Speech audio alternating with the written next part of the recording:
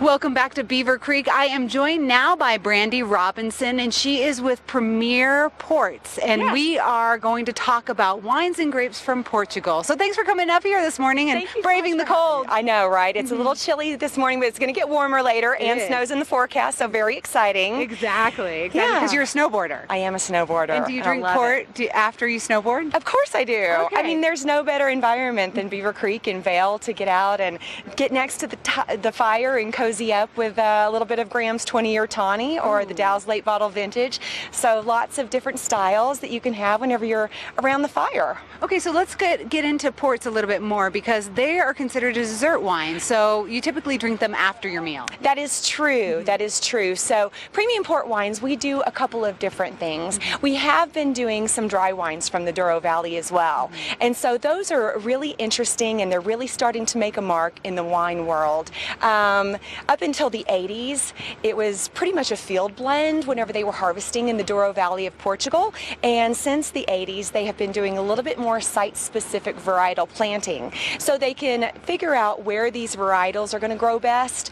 And that's why they are making better dry wines these days. Okay, so they're kind of growing up in their wine growing in Portugal. That's Yeah. right. Well, and really, it's like Portugal wines and the Douro wines are the next step for people who love Spanish wines. Okay. So the Riviera del Duero that flows out of Spain is the Douro River.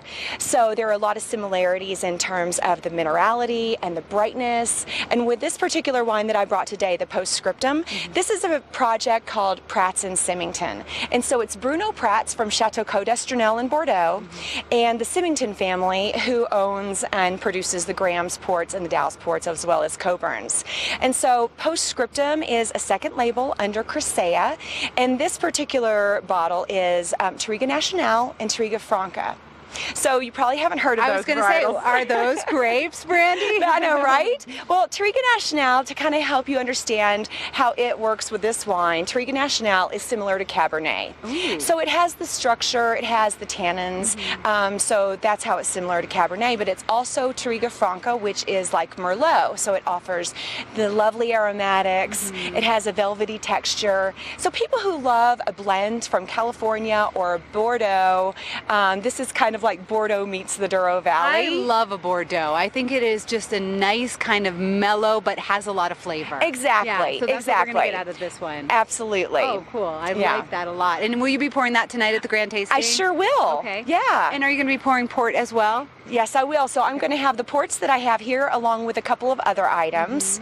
But here I have brought two different styles. You've got the Dow's late bottle vintage, which is a ruby port, and then when I brought the Graham's 20-year tawny, which is a tawny. Tawny. And so whenever you think about ports, there are basically two different styles, the ruby and the tawny. So ruby refers to the color, tawny refers to the color. So ruby being like garnet, darker in color, of course tawny being more like a mahogany color. So there are different profiles with something like the late bottle vintage. It hasn't been in oak that long, so it retains a lot of the fruit. So with this one in particular, you get a lot of plum. There's some mint to it, lovely. There's some lavender even. Oh, wow. So something like that, the Dow's late bottle vintage ruby, that is going to go well with something like chocolate, like a molten lava cake. It also goes really well with strong cheeses and blue cheeses. So So your dessert cheese as well. that's right. Okay. That's right. That's a really fun way Which to one have do it. you like best? Well, they're all like my children. I can't But say. I mean, really, if I'm just going to have port on its own, the Graham's 20-year tawny is Okay. my favorite. Me too. I love that Yeah. one. Okay, well, Brandy, thanks so much for coming in today. you so You can much. find Premium Ports pouring tonight at the Grand Tasting, and this gal knows her stuff. So if you're a beginner port drinker or you want to know more about Portugal wines and the terrain that they have to suffer through to pick those That's grapes, right. talk to Brandy tonight at the Grand Tasting. That is right here in Beaver Creek.